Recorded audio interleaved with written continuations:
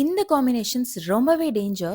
Resin art marathon டே 11. ரெசினோட மிகப்பெரிய எதிரி bubbles. So அந்த பபிள்ஸ்ல இருந்து நம்ம தப்பிக்கிறதுக்கு நிறைய மெத்தட்ஸ் யூஸ் பண்ணுவோம். For example bubble release spray, heat gun, blow torch, இந்த மாதிரி நிறைய.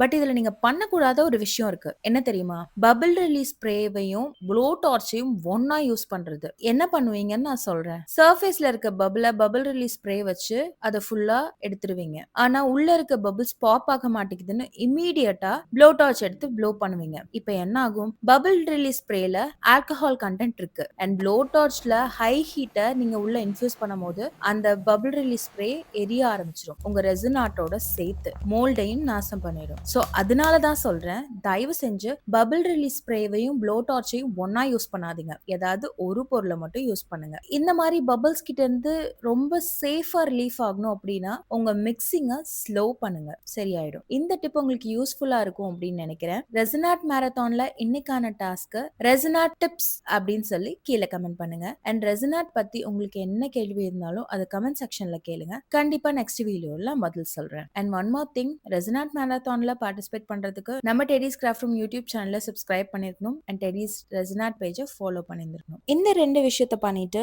டெய்லி நம்ம வீடியோஸை பார்த்து அதுல கொடுக்குற டாஸ்க்கு கம்ப்ளீட் பண்ணுங்க. 5000 rupees worth உள்ள ரெசினாட் கிட்ட வின் பண்ணுங்க. தேங்க்ஸ் ஃபார் வாட்சிங்.